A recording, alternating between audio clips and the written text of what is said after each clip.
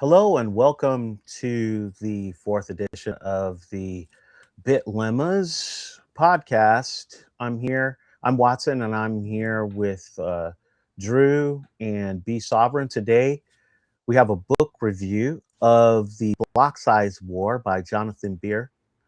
The real story about this book is a fight that's not about megabytes, it was about legitimacy, a war over who gets to change Bitcoin's rules without breaking Bitcoin. And if you remember one thing from this episode, Bitcoin upgrades are social coordination first, code second. And in the next hour, you're going to leave with a simple governance model you can reuse for any decentralized protocol when powerful groups disagree. We're going to prove or review four claims. Legitimacy is greater than bandwidth. Hash power isn't the final authority. Mechanism beats proposal. Narratives are weapons on the coordination layer. And if you're not Bitcoin native, don't worry. We'll define the minimum in plain English, and then we'll walk the timeline and show you how those claims cash out in the real world. So, the first part of the review, the thesis. What is this about? The block size was a proxy war. What was the real question? The real question is who can change the rules? What rules? The consensus rules. Hard forks can split Bitcoin into two incompatible coins. And the only reason why Bitcoin survived was because the veto power is distributed. We're going to review all of these. And Be Sovereign. I think you have something. Yeah. So I think about it like this, man. We feel trapped by platforms that can us overnight. Twitter can change its algorithm. We have Facebook that can change its privacy settings. We're essentially the product, right? The block size war was the first time a digital community said no. It was the fight to essentially prove that rules without rulers wasn't just a slogan. It was actually a working system. And so this is the story of how they did it. Yeah, something that I could, like a question that popped in my head is, what prevents, powerful, someone more powerful from forcing rule changes? And that's probably what we'll get into, but it's a good question to ask, I think, on the thesis part.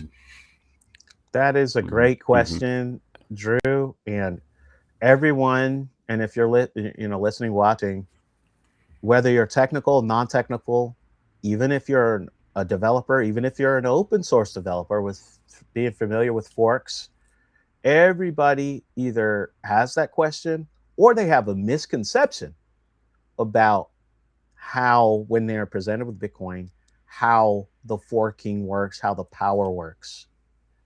And so we're going to be reviewing this a bunch. All right, so the major premises of the book. Nodes enforce the rules by validation. We're going to talk about what a node is.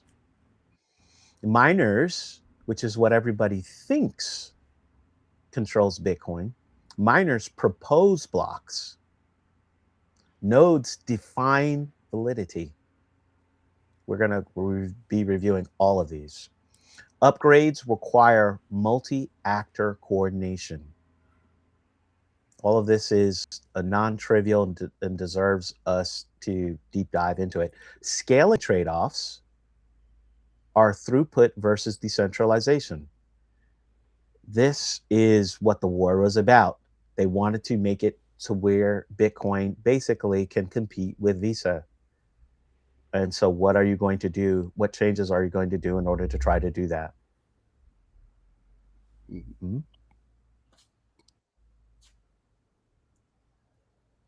All right, who has veto power? If you don't really understand Bitcoin and how the rules or how the changes are made, this slide can kind of answer this at a high level. You have nodes, you have miners, you have devs, developers, you have exchanges. The nodes, so this is what you could call the users. The nodes, the validation nodes, they enforce the rules. What does that mean? They can veto invalid blocks. We're going to talk about what a block is and what an invalid block is, or what happens, what triggers that. Developers, they can create, they can propose code changes. They don't enforce or, code changes. So that is part of the big confusion within Bitcoin. So this is what determines the consensus rules. Users run the code and that's a vote. The developers can propose code. Now you have miners. What do? They produce blocks. Okay, so if a miner, if they get the reward, right? They're the ones that they end up winning. The mining is a complex, basically solving a hard math problem, and then they are the ones awarded some Bitcoin, and they succeeded. Okay, fine, but what do? They have the capability of taking a bunch of transactions. So the transactions are people exchanging money, exchanging Bitcoin, and putting them in the block. And they also get to decide what block they extend. So they are about profit. They're about making Bitcoin. The exchanges, they assign tickers. What's a ticker? Something like BTC. It's like the stock exchange ticker.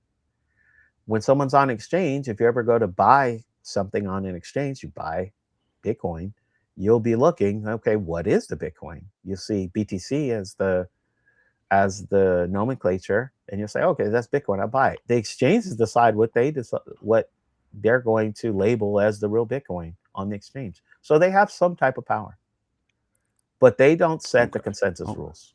But go ahead. Yeah. So, so breaking it down into the 4 rules. So there's the nodes, which are basically what support the network. Then there are the miners, the people who are, trying to create new blocks on the blockchain, and then they get paid out for, unlocking this code using a bunch of computing power. Then you have the developers. Those are the ones who are, pushing the code. They're proposing the changes. They're looking to make sure that it's moving flawlessly. And then we have the exchanges. This is where everybody can move money back and forth. This is the free market. This is essentially your marketplace on chain. Yeah, my key takeaway from, the veto powers, basically outlines no single group controls Bitcoin. Everyone has some type of influence, but it also asks, like, who has the most influence? That's a good question to ask, I think. Yep, we're going to get into that. There's more than one layer. There's enforcement of the rules. Enforcement of the rules is the top left-hand corner on this slide. Nodes. That's it. That's who enforces the rules. Then there is the coordination layer, or the social layer. So when you say the word influence, now you can bring in these other 3. So even on the bottom left, we're going to talk about this, but developers publish the code. There's nothing that stops you from changing your own code and running that as the rules. Right. Yep. But it will indeed be, it'll be painful for you if no one else agrees with it. Well, actually, I will say this. If you are running a node, just because you deny blocks, so what? You're not losing Bitcoin. You could just be out there wanting to be a chaos agent and just rejecting blocks. A rebel. Yeah. So this is the thing where you have a tyranny of the majority, really, and the penalty is not there for you. Yep.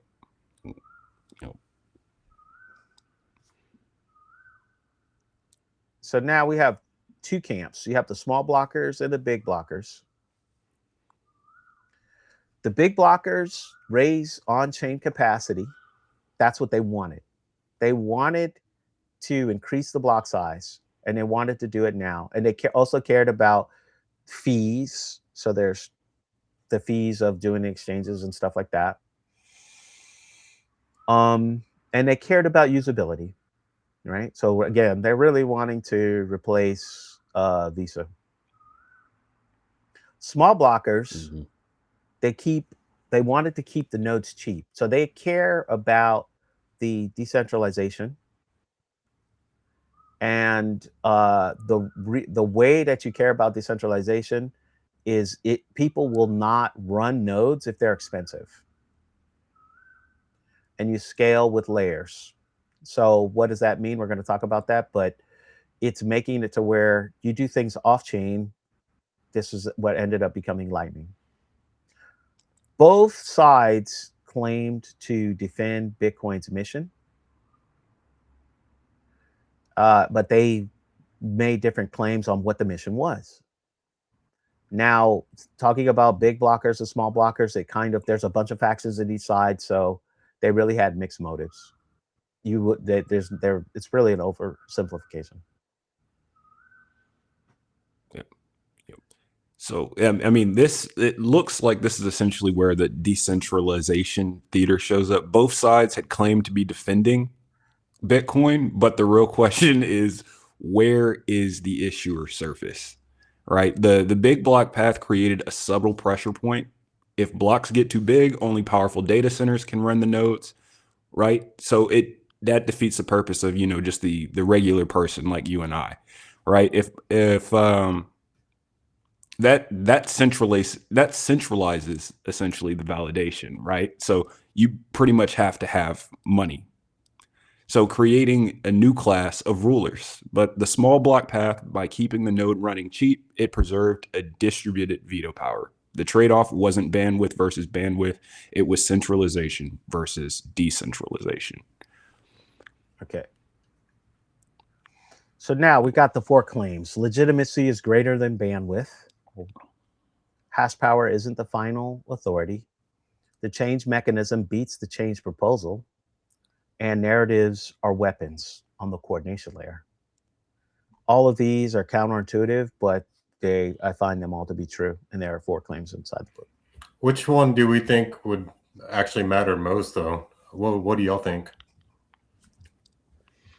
Which claim do you think matters the most?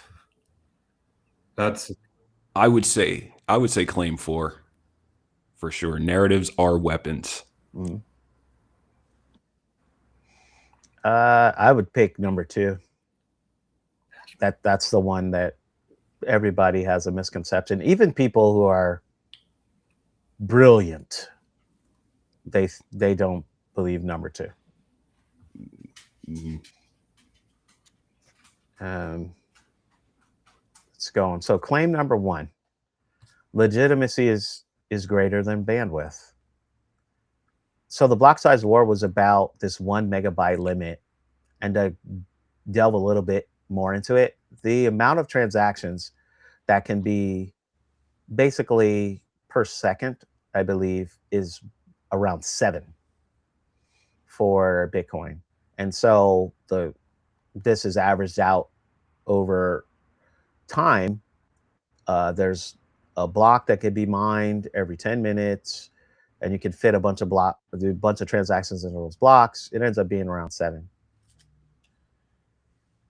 Well, if you care about competing with Visa, let's say, they can do something like 35,000. So this is where the bigger institutions and then everybody that wants to compete with Visa, they thought, okay, we need to increase the block size because that's how many transactions can fit in. But the book's claim is it really wasn't about the block size, and that's where the misconception was. It's about who can change the rules. Who is it that can change the consensus rules? Who can legitimately change? So you have lobbying devs, which is what people were trying to do, all the developers of Bitcoin. They thought, oh, well, if I get the creator of Bitcoin or the person who's now the main dev of it, if I get them on my side, then I'm going to get my chains implemented. And no, that's not what happened. And then you had when you propose a change, the idea of when you propose that change when there was no legitimacy, and we're going to talk some more about this on the next slide, I believe. If you had some pull behind you, like the miners, you can create a civil war and you can have a coin split.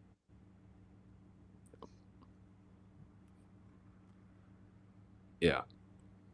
I think I have a pretty good analogy for this one. Mm-hmm. And it's this.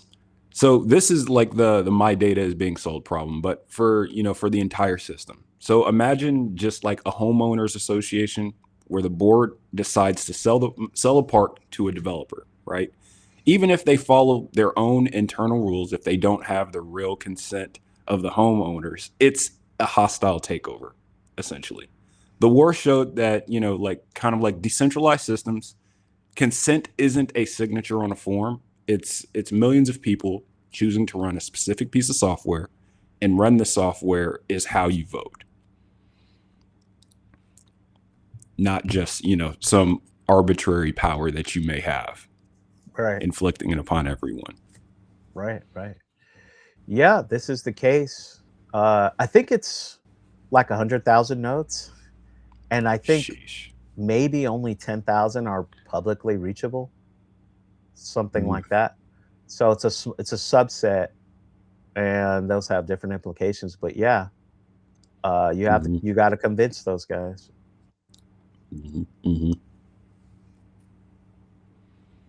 So we have here a diagram.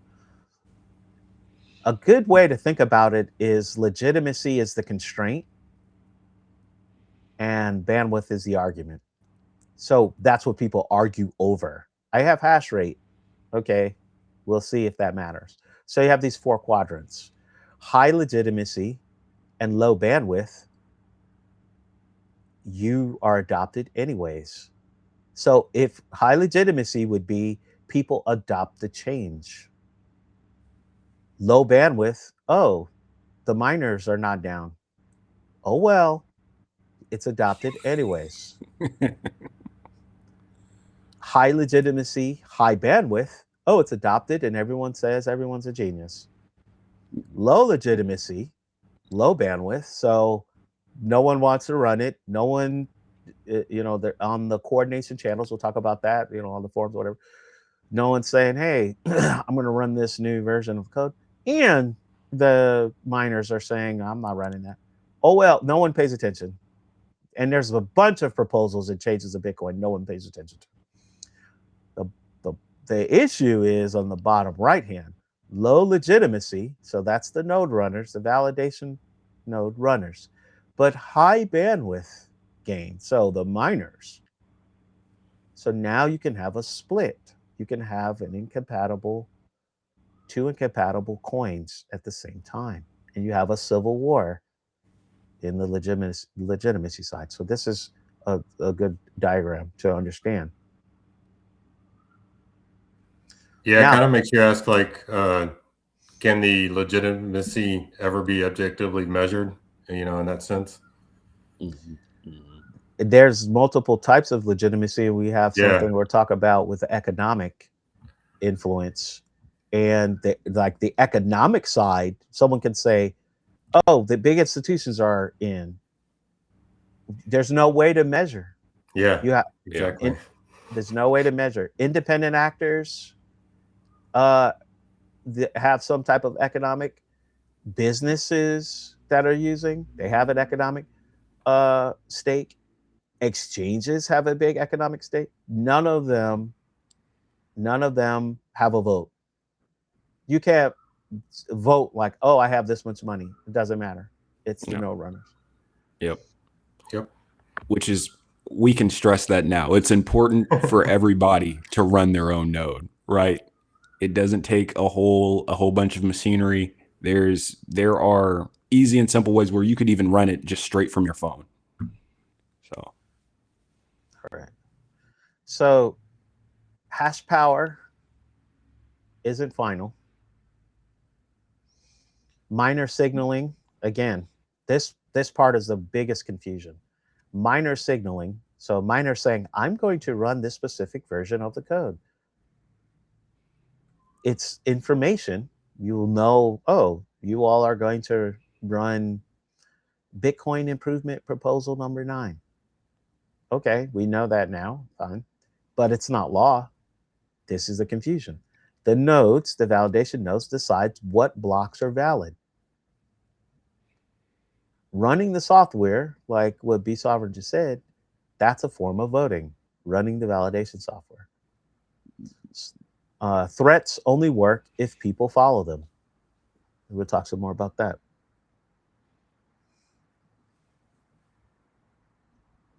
Now, this diagram can kind of help a little bit more with the hash power. They produce blocks. They decide what transactions go in the blocks. They decide what block to extend.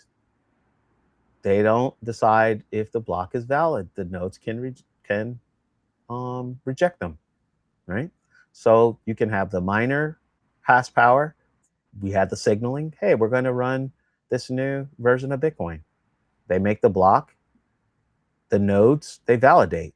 They can reject on the bottom, or they can accept. It's as simple as that. Miners cannot unilaterally change the validity of the rules. They need node adoption. This was a big confusion in the beginning.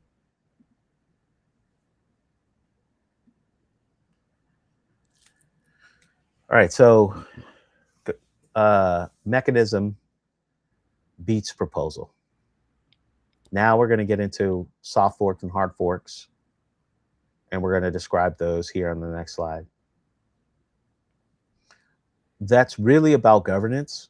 If you're coming from, if you're one of the viewers is like from an open source side, the whole idea of a fork, we really don't think about, they can be messy, but you don't really think about managing because they're not about consequences. They're not big consequences in traditional open source on the fork. So really, the idea of a soft and hard fork is not really in traditional open source. What is the difference? A soft fork is a tightening of the rules, so you have the backward compatibility. The hard fork is a relaxation of the rules. We're going to review this on the next slide as well. Hard forks, important to remember, demand total coordination, almost total coordination. This was something that people just didn't understand. Why? People thought that because they had a lot of institutional backing, that they were going to win, basically. You can have the exact same idea, and this happened, the exact same idea. When it, within a soft fork, it made it all the way through, it got adoption. Within a hard fork, it failed. It did not. It got ignored and got reversed or whatever. So I guess we could say like the difference between a soft fork and a hard fork is, a soft fork would be like, you know, modifying something that you already have, and a hard fork is just creating something entirely new. Am I correct with that reasoning? It is new. Yep. That is something that people get confused about with any types of compatibility when they talk about versions. Mm-hmm. Well, people will say, well, it's a new version. If it's not backwards compatible, it's new. It's not a version. Yep. Exactly on point. All right, so here we go here. Simple to think about. You can think about old nodes and new nodes. So soft fork, you've got a new changes, right? It's a soft fork. When it's a soft fork, the new changes, they tighten the rules. So old nodes that are running the old code, they accept. right? And also the new nodes accept. When it's a hard fork, new rules, right? But the old nodes reject because they didn't adopt the new rules. The hard fork, whoever adopts the new rules by definition is a new node. So they're going to accept. This was very confusing to people. It's still confusing, but it's as simple as that. Claim number 3. Again, now we're going to go straight into this diagram. Mechanism beats proposal. This is, again, confusing to traditional developers, traditional open source developers. Is very confusing.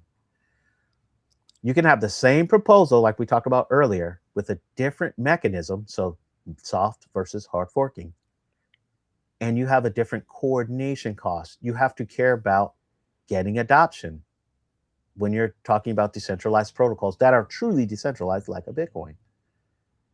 If they cost, the coordinate, it costs something. There's work there.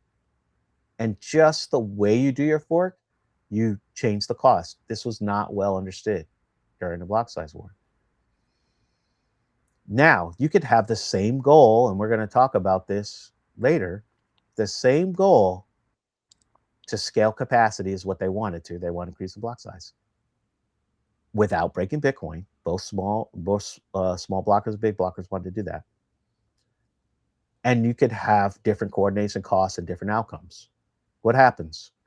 On the soft fork side, you can set, when you're doing the soft fork, you have an activation. We're going to talk about what happens, but you're going to have, you have an activation date, and you can gain adoption on the way to the date. If you don't have enough adoption, you can not activate.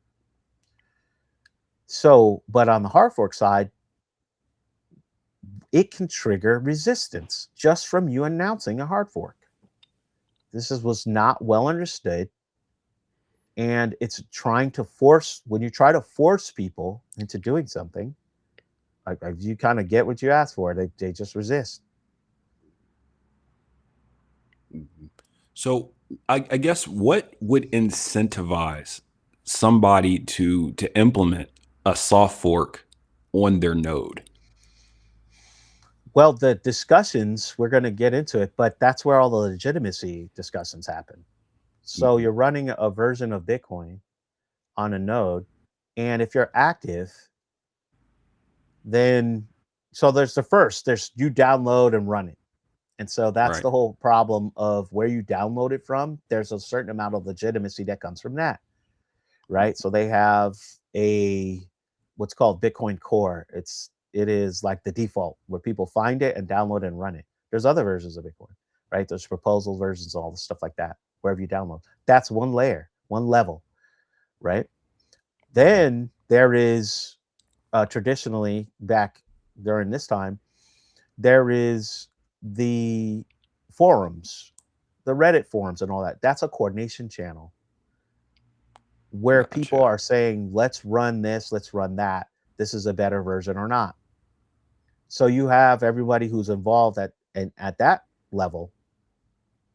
Now you have a totally different game where whoever controls the coordination channel, they can censor people, so on and so forth. And so the game becomes, that's why legitimacy beats bandwidth. The game becomes legitimacy. It's saying you can frame your opponents as dangerous. You can do all types of narratives, ideological narratives, things like that. And that's where really a lot of this battle was. It was about legitimacy and getting those people, because people realize, oh, I got to get the people who validate the users. Right. Right.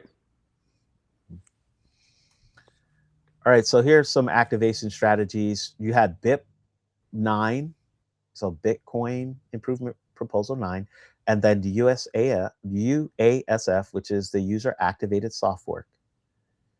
This is how you can compare two real life examples. The activation is the focal point game. who can commit first in order to win for these changes that they want. So you had for BIP9, you had the miner saying, I want to increase the block size and I want to do it in this way. It's going to be a hard fork, right? They said that signaling, miner signaling is I'm going to run BIP9. And then they said, okay, we're going to reach a threshold, we're going to have lock in, and we're going to be active. Like the miners are going to be running this version. The user led activation is to come out with the version. So BIP 148 example, you set a flag day in the future. Oh, it's 2026 and it's March. We're going to do user activated soft fork. It's going to activate in August. Now, at that date, you can have code that says, okay, if we have 95% for the validators or what have you, we have 95% agreement, then we're going to move over and we're going to activate these new rules. When you do that, the miners can say they can continue on not moving on to the new version of the code, or they can move immediately. What happens if they don't move? What happens is they won't get the Bitcoin that is running or associated with the rules. So they have their electricity costs. And so let's say you're a miner and you're saying, I don't want to go over to those rules. I'm staying on these other rules or whatever. Well, your Bitcoin that you're awarded when you mine is on that chain. The other user activated fork for those validators, they are whoever mines on that other chain, they're going to get that. So now there's some other little gotchas in here. You are a miner and you say, I'm staying on the old chain. Okay, well, so let's say 90% of the miners stay on the old chain. You'd be like, well, okay.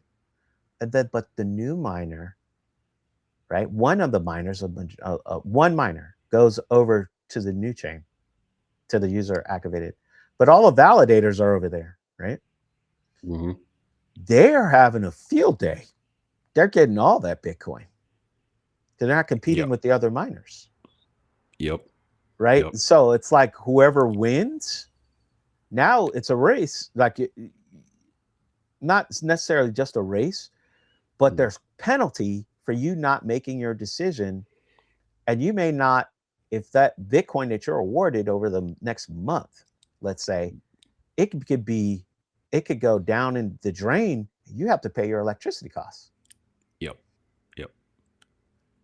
So, I mean, essentially, like, you can stick to your old ways if you want, right? But you will eat the cost monetarily, right? Your electric bill is going to be extremely high, and all you had to do was just to adopt the rules that everybody had already set for you. And if you pick that up, then you can actually, get a little bit more financial gain as well. Yep. Just, consensus, essentially. Yeah. And there's really no risk to the people vetoing the rule set or deciding what the rule set is. So you're exposed as a miner to what the validators want to do. And they don't have, it's not like they're going to lose Bitcoin. Mm-hmm. Right. Mm-hmm. So we can also talk a little bit about this, but when there is a split like that in your wallet, you have both coins. So you have the one that you feel like all the validators are approving and all that, and you have the other coin.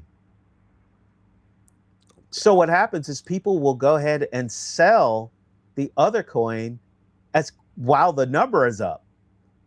and it drives the price down even further. That's also scares the miner. So none of this stuff people predicted was going to happen. They didn't know. Yeah.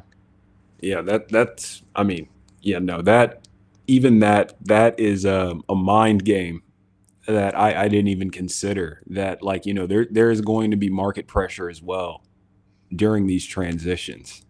And I mean, I can imagine as a miner that's even hard to even grasp. Right. And they didn't grasp. They, in their mind, they spent a lot of money on a lot of machines. They Hmm. have all the power, and they felt like, well, I don't have to listen.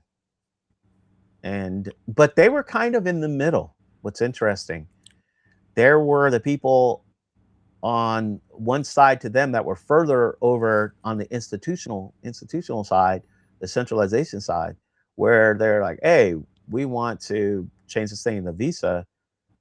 We'll give you more money. Oh, we invested in you and all this other stuff. Don't worry, we can buy anything. We can print the Yeah, money. It doesn't yeah. matter. The old money games. The, you know, I got money bags. Don't worry about it. We'll whatever I think is best. We'll Yeah, just throw some money at it, and the problems will all go away. right. So that happened, and it's, in the process of happening again for different attacks. We can talk about that at a different time. So now, narratives are weapons. This part is one of the hardest parts for people to understand. It's a more elusive, I should say. They don't put it as high value uh, as they should. Um, but it's the control for legitimacy is all of the battle. It's all of the battle. The people, when you realize that the people that are running the nodes, they are the ones that validate. Now you want to convince them. And now you have mass media, whatever it is, what's called the coordination channels. Whoever controls those, now they're going to launch their attacks. So you have communication and politics, you have trust attacks, so attacking reputation. Some of this is going on right now. You have attacking of the reputation, people Hmm. questioning motives on who is it counts and who doesn't count, and who the creator of Bitcoin, do they count or whatever. The coordination channels, again, like let's say Reddit, where a bunch of people were doing all the debates on what is a valid Bitcoin to run. Who controls that? They can censor. The technical arguments got filtered by ideology. Why? As soon as someone, as soon as someone feels betrayed by promises, we're going to talk about this now, and it could be their interpretation of what a change was supposed to do.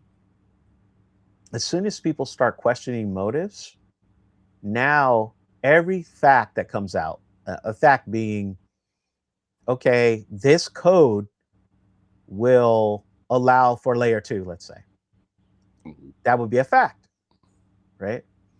Hmm. But it's tainted by an ideological lens because people are questioning motives now.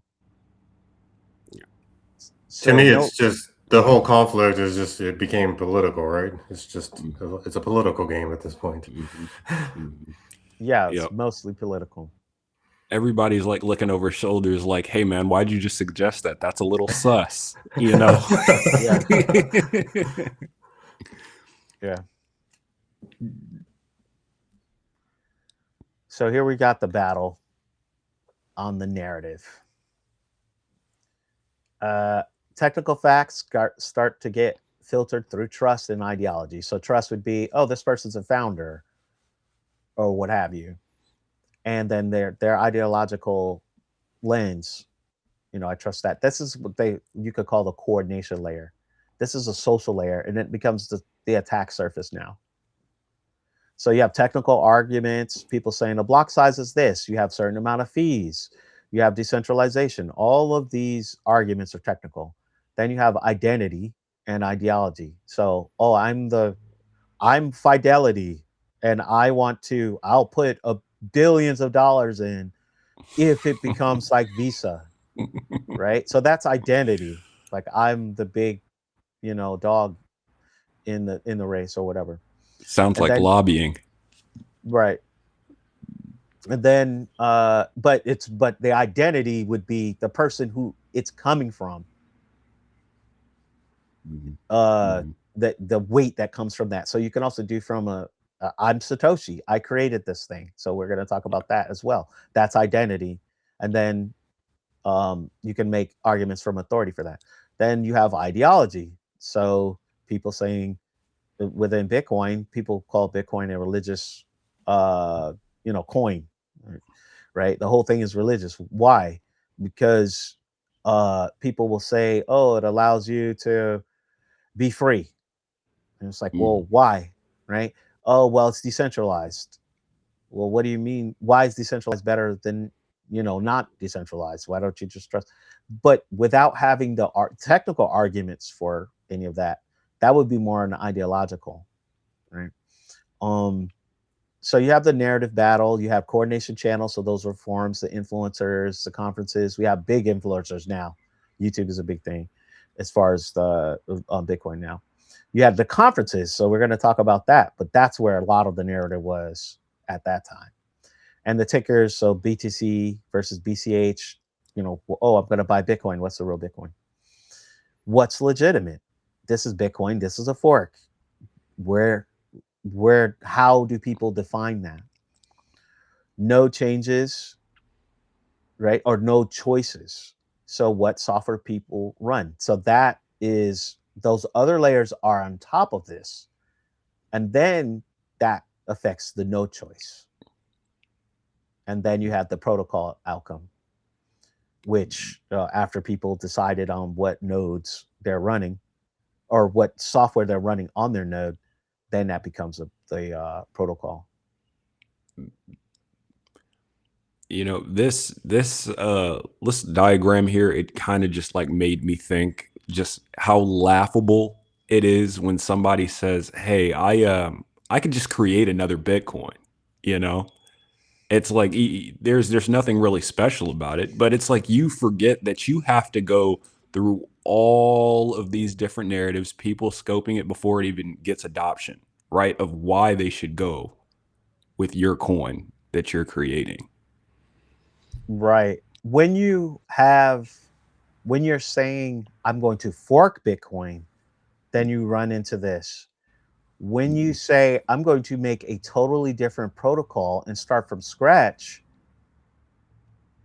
there you may say, I don't want it to be decentralized. I want to control it. That's one level.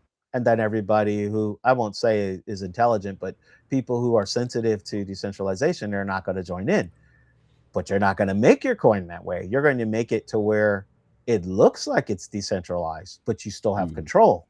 And you Yep. do all types of other little nasty things like do a pre-mine, like mine a bunch of coins for yourself or just assign yourself a bunch of Yeah. coin.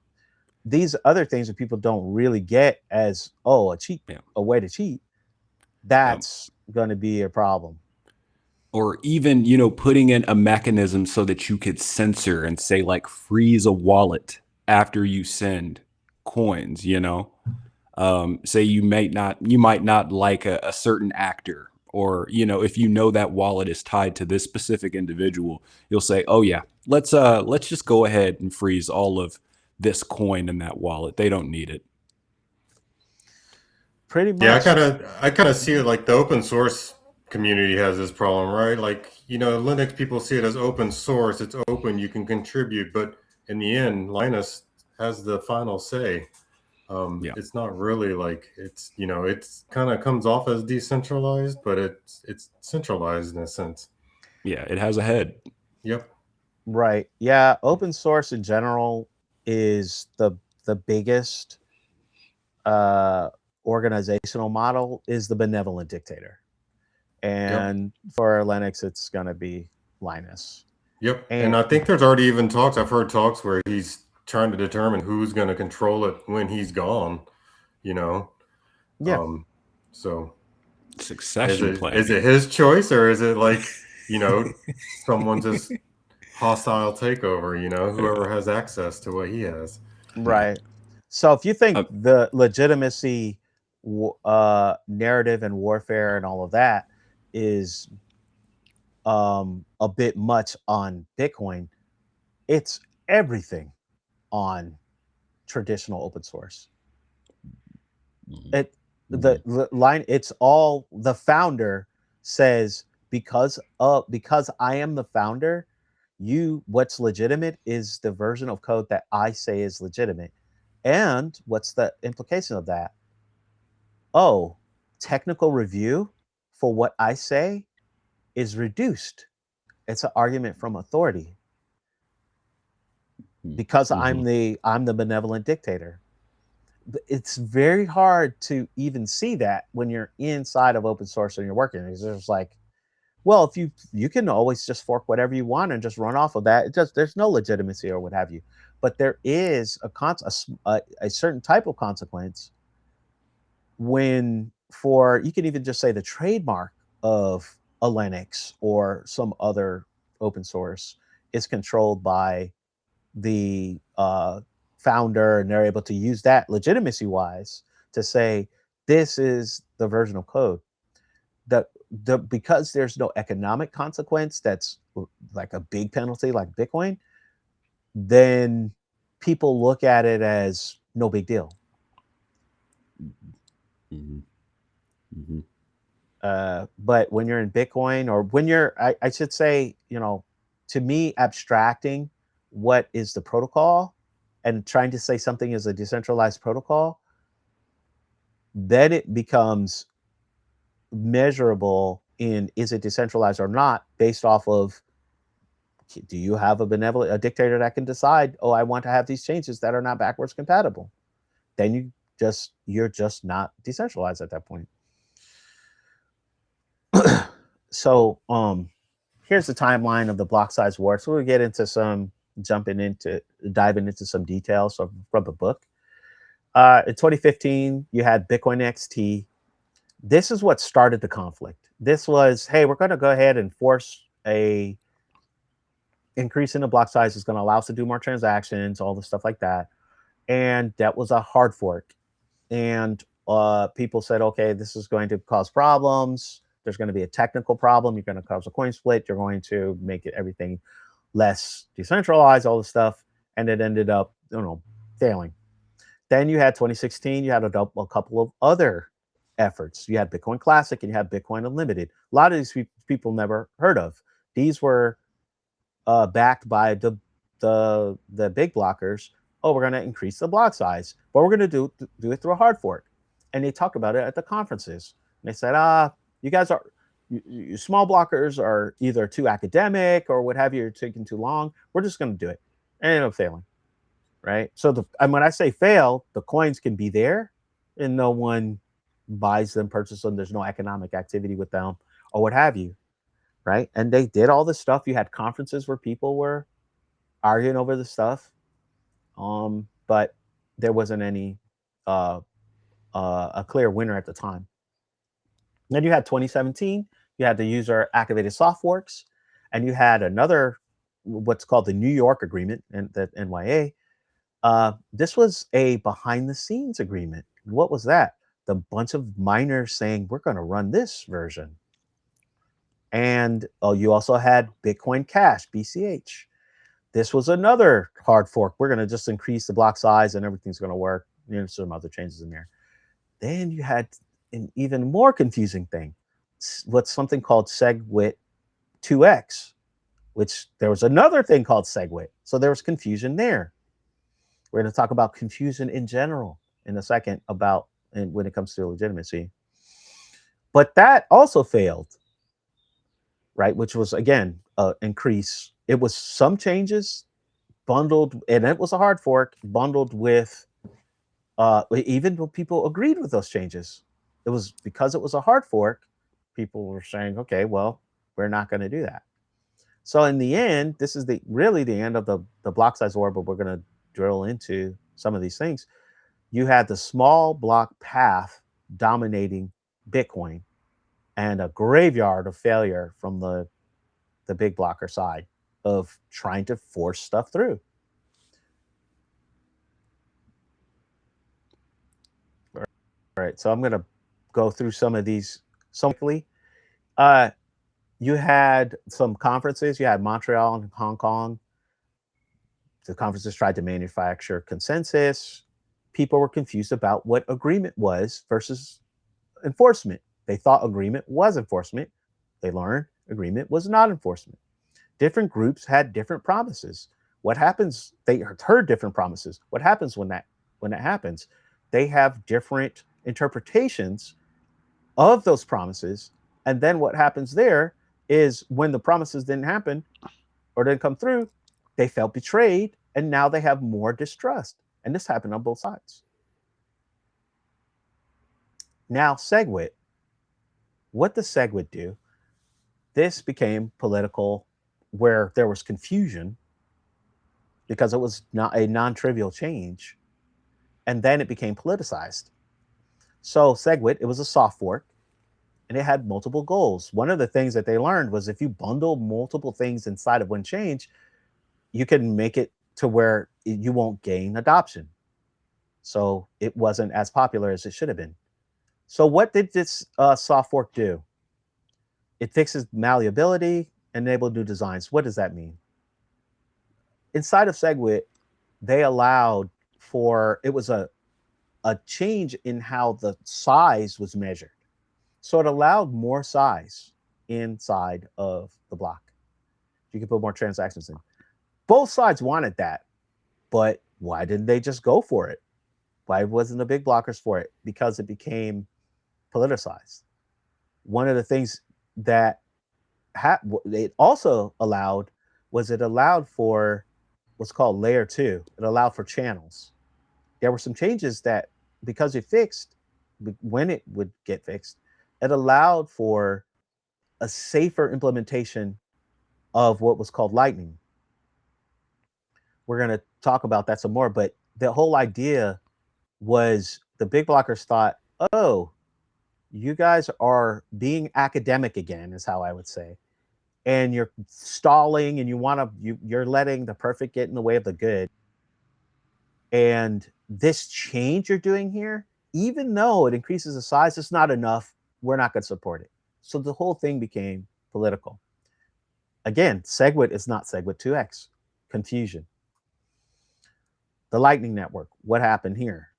What does the Lightning Network allow you to do? Simply trying to say this simply put.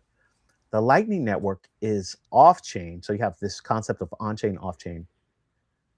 The Lightning Network is off-chain agreement between two parties that allow it's sparked from an on-chain allocation of some amount of money.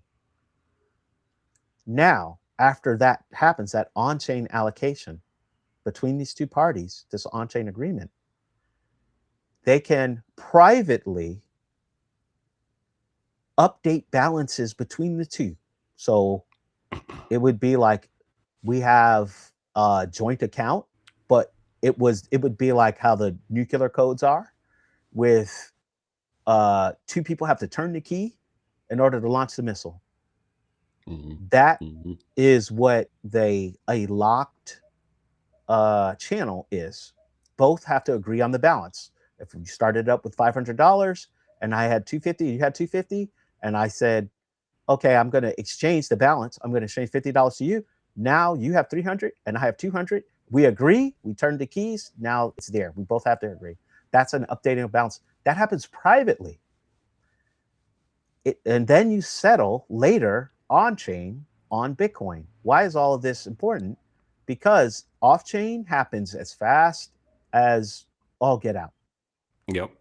And then you settle later. It's extremely cheap to do it off chain as well. It's cheap and it's fast. Yes. So the base layer becomes settlement. That's Bitcoin. The small blockers loved it. They said we can scale without bloating the nodes. Remember, small blockers care about not increasing the cost of a node you'll bloat the node if you increase the block size too high, and then regular people will not be able to run a node. And then you're going to centralize. The big block story, they said, oh, it's too complex and too far away, which was true in 2017 when they proposed 2016, I believe the paper came. It was true then that it was immature and not ready. Right. And so that added into the political side. They're saying, oh, you want to do this changes in SegWit. Oh, you want to do this for this lightning thing. This thing is too complex and it's too far off in the future if it does work.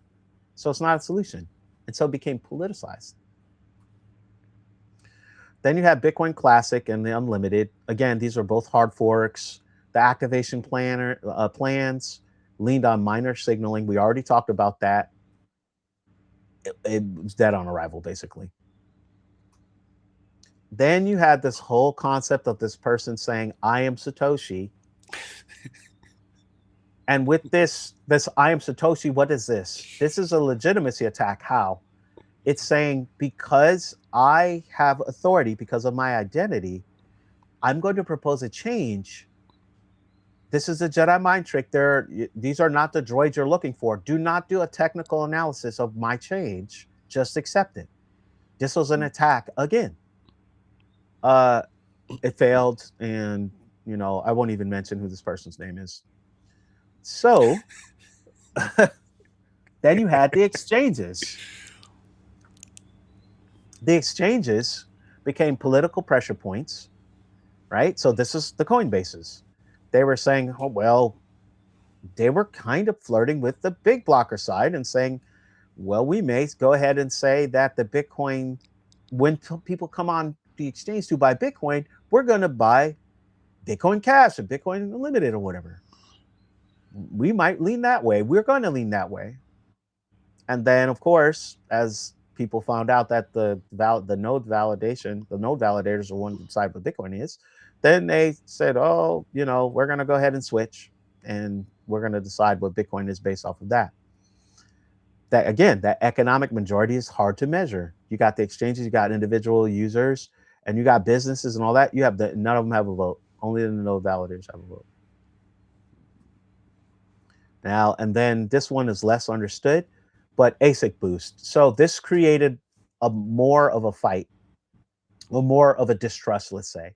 So people were proposing software changes, and they suspected that those changes had a dual purpose, that they would allow for someone who had a patent on some hardware to mine Bitcoin faster. And so they would see the change and they said, oh, this allows for, on one side, to allow for increased transactions in the block.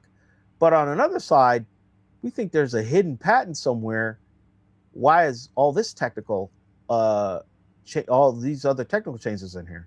And so when people found that out, they really didn't trust whole groups that were proposing changes. This was also created the more political, ideological, and all of these other things. So again, facts about a technical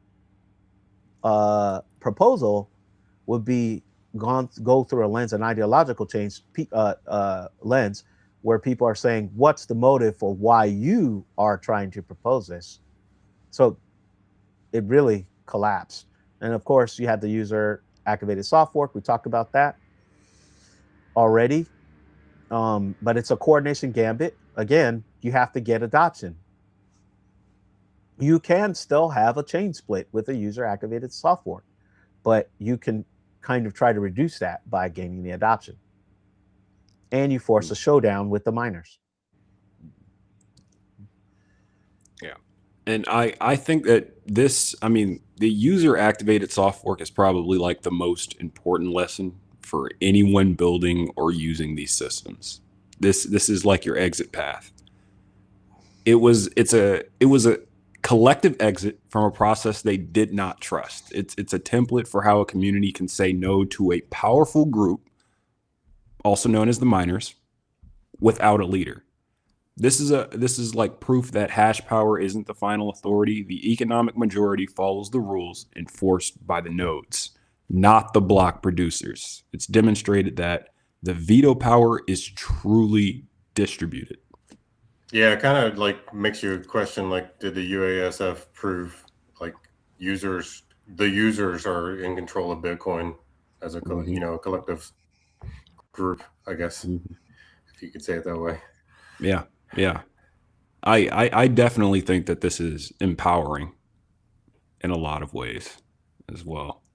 Yep. If you make a protocol that follows this format, then you could really have a strong chance at it being decentralized.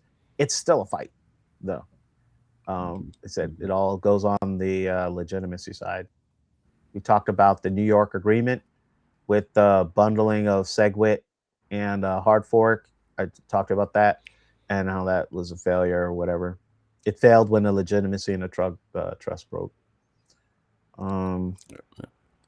Yep.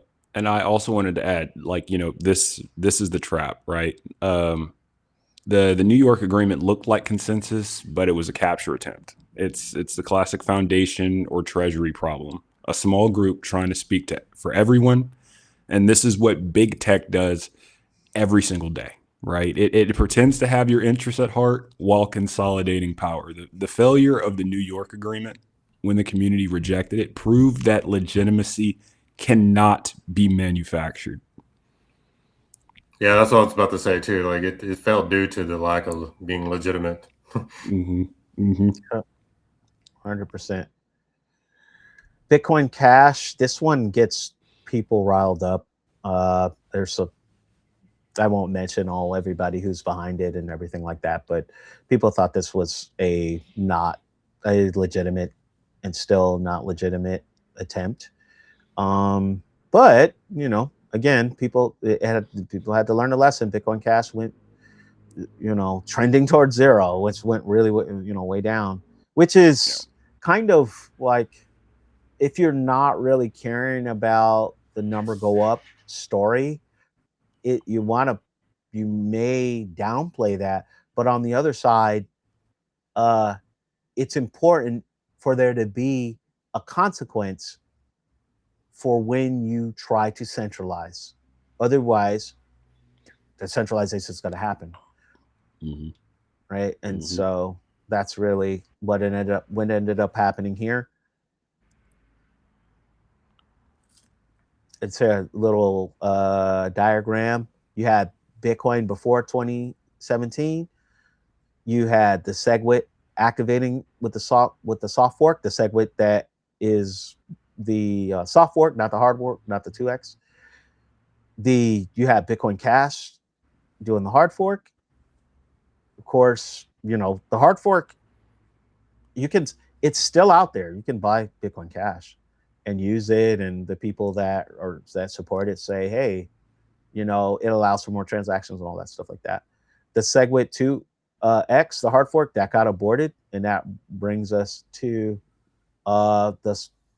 after 2017. You could basically say that the small blockers won. Bitcoin kept a conservative base layer. That meant that the nodes were cheaper, stayed that way. Now, after 2017, people knew soft forks are the way to go. Don't do a hard fork. It's silly. And then L2, that's Lightning.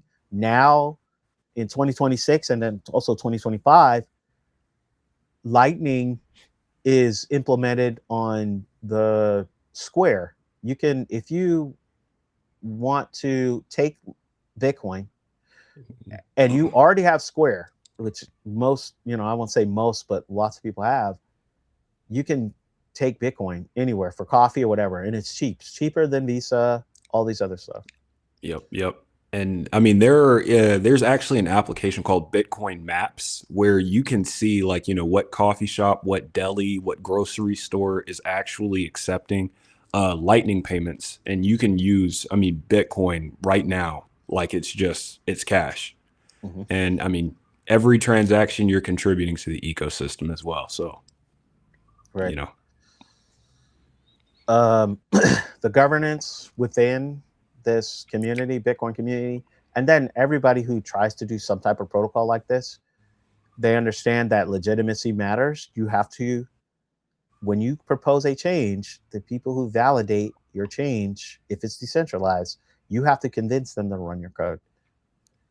So that's legitimacy. And then the war left permanent scars and lessons. There's lots of money that was lost because people are doing those hard forks and all this stuff, and they had to relearn those lessons over and over and over again. That's a painful one. Yeah. Makes you ask, like, wonder, like, could another scaling war happen in the future, though? Yeah. Yeah. I mean, Yeah. It's there. definitely, There's something happening right now. There's something on the consensus layer, policy layer. So a different battle. There's two battles actually. There's a battle of paper Bitcoin. So that's another thing. So again, protocol design, it is incentive design. When you're making protocols, if you ignore incentive, then you're not making protocols. So incentive design and legitimacy design is something you need to keep in mind and put as a a high priority within your design. Expect the governance to show up as a technical debate, and you'll be lucky if it's only a technical debate. If you can't measure consent, you don't have consent. If you had a bunch of people agreeing, why is this the case? If you have a bunch of people agreeing to do what you say, it's not like a boardroom where you're having a debate over in a business and then you say, okay, we're going this direction, because everyone can say yes and then later disagree. Yep. You can't really do that in a business. That's why, if you can't measure it, and the way to measure it is the validation rules, and no, that's the only way. Yep. Yep. Right. And if you're going to build any type of protocol, your system needs to be able to survive civil wars. If you're saying everyone, you don't have any way for there to do validation and some way for settlement to happen over how you achieve consensus, you're going to have civil wars. Your protocol won't survive. And I have like a synthesis of this entire thing, and I'm going to call this the one model. A system is only as decentralized as its veto points. If a single person, company, or group can block a change, you don't have rules without rulers. You have a fragile spider, right? The one story is the UASF. It showed that distributed group of users can exercise their collective veto power to override a more centralized group, even when that group has immense money and influence. So, I mean, for everyone listening, tailored to what you're here for, if you're looking for an exit path from the current system, your one small exit this week is to find one platform that you can use and identify its veto point. Who can change the terms of the service? Who can ban your account? Just noticing it is the first step. Then find one alternative, like a Nostr client instead of Twitter. If you don't know what Nostr is, stay tuned, guys, because we have plenty of content coming on that. And you can, just finding where the veto point is distributed. You're not just switching apps, you're moving to a system with a different power structure completely. And if you're here to build the next generation of decentralized systems, your action is to take the invariant list from Bitcoin and apply it to an old open source project that you respect. Where's the hidden choke point? Is it the maintainer's key, a corporate foundation, a dependency on GitHub, aka Microsoft? Identify the issuers, the issuer surface, and that's the first artifact that we need to build a solution for. All right. Some things to go that we can discuss here, or people can think about as far as questions on their own if they want.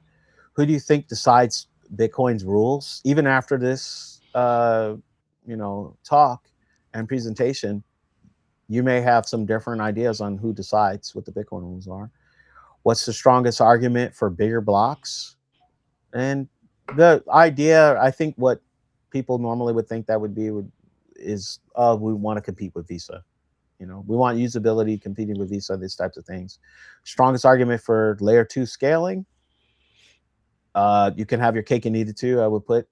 And then what would you do differently if a war starts again? I'll, you know, if anybody has some comment on this, let me know. Mhm. Yeah. And I think, I want to add one more to this list is, for everyone else, what's the first veto point in your digital life that you want to take back today? Mm. You know, All right. I think here we'll probably stop here. But before we go, I want to say, if we take one thing away, the Bitcoin upgrades are social coordination first and code second. The block size wars, uh, what that looks like when the stakes are really high and real. If you want the companion links for this episode, they're in the show notes, the slides, and we're gonna add a one-page builder checklist that you can reuse. You could use it to audit any type of protocol that you want to develop. So you can have some takeaways there, and you can kind of think about where the veto power is inside of your protocol, how the rules change, how you measure consent, so on and so forth. Also, if you disagree with our framing, why don't you drop your strongest counter argument into the comments, and try to put some type of evidence for what you're saying, and we can review that. And also take a look at Bitcoin, bitlemmas.com for more information. Thanks. cool. See you next week, guys. Yep. Thank you.